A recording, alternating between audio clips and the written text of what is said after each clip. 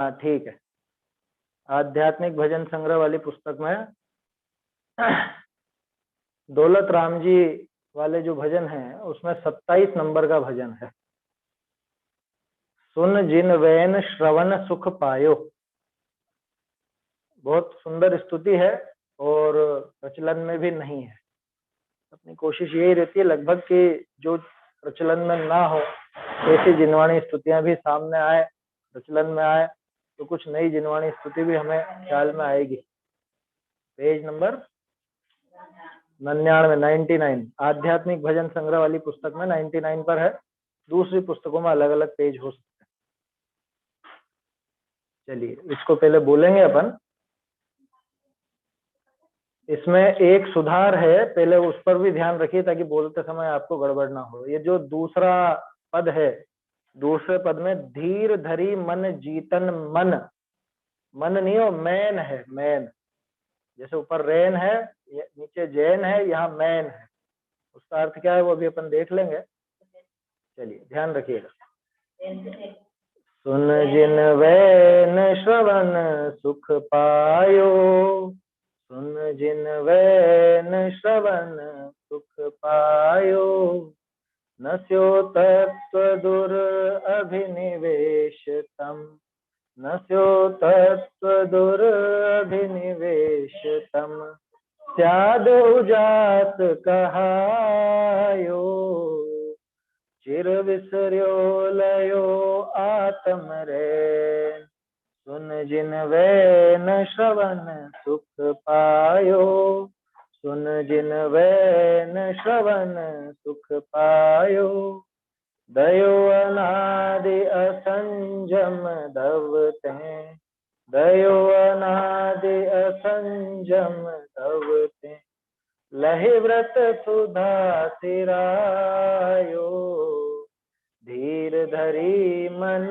जीतन में, सुन जिन वैन श्रवण सुख पायो, सुन जिन वैन श्रवण सुख पायो, भय विभाव अभाव सकल अब, भय विभाव अभाव सकल अब, सकल रूप चित लायो, सुन जिन वैन श्रवण सुख पायो, दास लयो अब अविचल जय, सुन जिन वैन श्रवण सुख पायो, सुन जिन वैन श्रवण सुख पायो।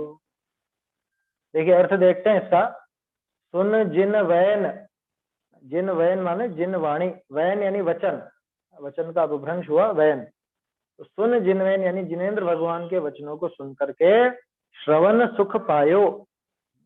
श्रवण माने कान, कानों को सुख मिला। दूसरा श्रवण का श्रवण सुख माने सुनने का सुख, ऐसा भी ले सकते। तो कानों को सुख मिला माने मुझे सुख मिला। अच्छा संगीत सुनते हैं तो चित्त प्रफुल्लित हो जाता है ना। एक तो जैसे बहुत समझ लो भारी संगीत बजे या डीजे वगैरह निकलते हैं, जुलूस निकलते हैं, तो उनके वो तेज आवाज सुन करके कैसे चित्त बेकार सा हो जाता है, और मधुर संगीत हो तो उससे प्रसन्न हो जाता है। ऐसे ही यहाँ पर अभी इससे मधुर तो और क्या होगा, पूरी दुनिया में सबसे मधुर जिनवाणी। तो जिनवाणी सुन करके मैंने अथाह सुख पाया। श्रवण सुख पायो, सुनने का सुख पाया अथवा मेरे कानों ने सुख पाया। फलस्वरूप मन भी शांत हुआ। क्या क्या हुआ जिनवाणी सुन करके वो देखो। नस्यो तत्व दुरअभिनिवेश तम, नस्यो तत्व दुरअभिनिवेश, तत्वों के संबंध में जो दुरअभिनिवेश पड़ा था, जो विपरीतता पड़ी हुई थी, दुरअभिनिवेश माने मिथ्यात्व, तो तत्वों संबंधी जो विपरीतता थी, ऐसे विपरीतता रूपी अंधकार वो नष्ट हो गया। स्याद उजास कहायो, और स्यादवाद का उजाला फैल गया। स्यादवाद का उजाला फैला जिनवाणी की बात सुन करके। तो सारा का सारा जो दुरअभिनिवेश था, यानी खोटी मान्यता थी, तत्वों के संबंध में विपरीतता थी, वो सब विपरीतता दूर हो गई। चिर विसरियो लयो आत्म रैन, रैन माने रेन का अर्थ यहाँ रात नहीं है, ये रेन का अर्थ रत्न है। जैसे ऊपर देखा था ना अपन ने, ऊपर वैन था, वचन के लिए वैन, ऐसे ही रतन के लिए रैन। यहाँ रेन का अर्थ रात नहीं है। आत्म रैन, रैन मंजूषा नाम सुना होगा पहले, रैन मंजूषा। तो रत्न का अपभ्रंश होकर के बना रयण, और रयण का बिगड़ के और बन गया रैन। तो आत्म रैन, आत्मा रूपी रत्न या आत्म स्वरूप रूपी जो रत्न था वो चिर विसरियो, अनादिकाल से विसरा हुआ था, भूला हुआ था, याद ही नहीं था, वो लयो, वो मैंने प्राप्त कर लिया जिनवाणी के प्रसाद से। वो जो आज तक अनादिकाल से मैं मेरे आत्म स्वरूप को भूला हुआ था, आत्म स्वरूप रूपी रत्न, आत्मा रूपी रत्न, उस आत्म रत्न को मैंने प्राप्त कर लिया। स्याद्वाद रूपी उजाला, उजाला फैल गया ना, स्याद उजास कायो माने स्याद्वाद रूपी उजाला फैल गया। जब तत्वों संबंधी विपरीतता दूर हुई, दूर कैसे हुई कि स्याद्वाद के उजाले से दूर हुई। चलिए आगे देखिए, सिर्फ ज्ञान ज्ञान की बात नहीं, दयो अनादि असंजम दवते, दव बोलते हैं आग को, दावानल बोलते हैं ना, दयो अनादि असंजम दवते, तो अनादिकाल से असंयम रूपी इस अग्नि से मैं जल रहा था। ये आग की जो भयंकर लपटें हैं, दावानल थी ये असंयम रूपी दावानल, इसमें मैं झुलस रहा था, अनादिकाल से जल रहा था। लही व्रत सुधा सिरायो, क्या कहा, लही व्रत, व्रत, व्रतों को लह करके माने प्राप्त करके, व्रत कैसे, सुधा अमृत रूपी है ना, ये जो व्रत थे ये अमृत के समान काम करते, इनसे सिरायो, सिरायो माने शीतल हो गया, है समझ। हाँ सीरी बोलते ना, सीरी समुझी पवन सीरी है ना, वहां पे भी सीरी शब्द है, वो शीतल के लिए है, तो वो शीतल का ही अपभ्रंश है ये। और सिरायो माने शीतल हो गया ऐसा। कभी कोई जल जाता है तो उसको ठंडे उपाय किए जाते हैं उसको, कोई जल जाए तो बर्फ लगाया जाता है, ठंडा पानी डाला जाता है, और भी जो जो ठंडी चीज है उसमें उसका उसको लेप वगैरह करके ऐसा किया जाता है। अथवा जो गर्मी से झुलस रहा उसको ठंडी वस्तुएं खिलाई पिलाई भी जाती हैं। ऐसे ही मैं जो अनादिकाल से असंयम रूपी दावाग्नि से जल रहा था, झुलस रहा था, अब ये व्रत आदि, व्रत यानी संयम, उधर असंयम था तो व्रत यानी संयम, संयम रूपी अमृत से मैं, संयम रूपी अमृत को पाकर के मैं शीतल हो गया, अत्यंत संतुष्ट हो गया, शीतलता आ गई। धीर धरी, और मैंने धैर्य धारण कर लिया, कैसे, मन जीतन मैन, धीर धरी मन, मेरे मन ने धैर्य धारण कर लिया।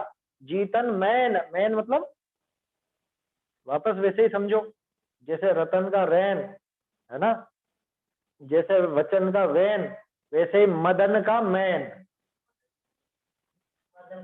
हाँ मदन माने कामदेव, है समझ में, इच्छाएं। तो यहाँ पे असंयम की बात चल रही है ना, असंयम किसके कारण होता है, इच्छाओं के कारण असंयम होता है। तीव्र इच्छाएं होती है, विषय भोगों की इच्छाएं होती है, उनके कारण असंयम बना रहता है। और जब मैंने इस मैन को जीत लिया, मैना सुंदरी थी ना, मैना सुंदरी, उसका नाम क्या था, मैना सुंदरी तो अपभ्रंश का नाम है, नाम था मदना सुंदरी, है समझ में, मदना का बिगड़ करके मैना हुआ, ये अपभ्रंश होता है, संस्कृत से अपभ्रंश होने पर ऐसा हो जाता है। तो मैं नहीं, यहाँ पे मन तो है नहीं, ये सुधार कर लीजिएगा यहाँ पर। धीर धरी मन जीतन मैन, मैं, मेरे मन ने अभी जब इस मैन को, मैन मान बिन दान घन, तोड़र मल जी ने लिखा ना, तो वहां भी मैन का अर्थ यही है, मैन माने वो कामदेव माने इच्छाएं। तो जो विषय भोगों की इच्छाएं हैं उनको जीत करके अब मेरे मन ने धैर्य धारण कर लिया। और क्या हुआ, भय विभाव अभाव सकल, अब जितने भी सकल विभाव का अभाव हो गया, जितने भी विभाव थे, विपरीत भाव थे, विकारी भाव थे, उन सब का अभाव, भय अब अभाव हो गया, उनका नष्ट हो गए। और क्या हुआ, सकल रूप चित्त लायो, अपना जो खुद का रूप था, स्वयं का स्वरूप था, उस पर चित्त आ गया। यहाँ सकल का अर्थ संपूर्ण नहीं है, यहाँ पे सकल का अर्थ स्वयं से लेना, स्वयं अपने स्वरूप से, अथवा संपूर्ण भी लो तो सकल रूप चित्त लायो, कि सकल चित्त अपने रूप पर आ गया है, या स्वरूप पर मेरा संपूर्ण मन अब आ चुका है जिनवाणी के प्रसाद। दास लयो अब अविचल जैन। और दास मतलब खुद के लिए कह रहे हैं। किनकी रचना है ये? दौलत राम जी की। दौलत राम जी की रचनाओं में ऐसी बहुत कम रचना मिलेगी जिसमें उनका नाम का प्रयोग ना हो। हो सकता है या दास के स्थान पे किसी जगह अपने को दौल भी मिल जावे, और दौल बैठता भी है। दौल लयो अनुप्रास बनता है। दौल हो सकता है इसके अंदर भी, भजन के अंदर भी।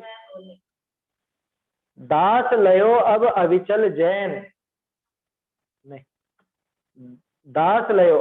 अब जिनवाणी के हम दास हो गए हैं, और अब इस दास ने क्या प्राप्त कर लिया? अब अविचल जैन।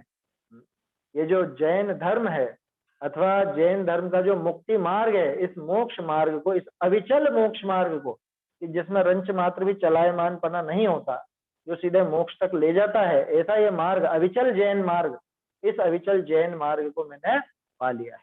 अथवा अविचल जैन, जिनकी जो वाणी वो जैन है ना, तो जिनेन्द्र भगवान की वाणी को भी जैन वाणी कह सकते हैं, जिनवाणी कह सकते हैं।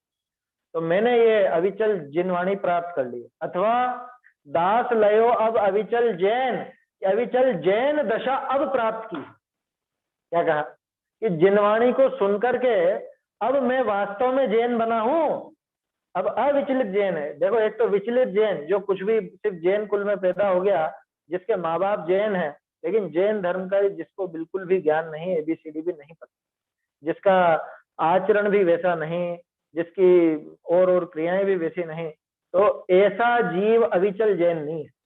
लेकिन जिसने अपने स्वरूप को जाना जिनवाणी के प्रसाद से, जिनवाणी को समझकर अपने स्वरूप को जाना, उसने ही वास्तव में अविचल जैन पना प्राप्त कर लिया। वही वास्तव में जैन है, ऐसी बात है।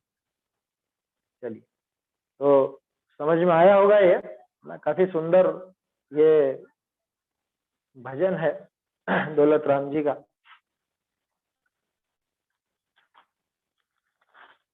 इसमें विशेषता यही है कि इसमें दौलत राम जी का नाम मिलता नहीं है अधिकांश। मतलब जैसे दूसरी रचनाओं में तो दौलत राम जी का नाम मिलता है, इसमें दौलत राम जी का नाम मिलता नहीं। और हो सकता है किसी जगह इसमें दास के स्थान पे दौल लिखा हो, तो वहां भी वो नाम अपने को, दो तीन जगह, दो तीन पुस्तकों में देखा तो वहां पे तो दास ही लिखा हुआ है। चलिए, तो इस तरह से ये जिनवाणी स्तुति अपन ने बोली, और अब इसी का पाठ अपन किया करेंगे।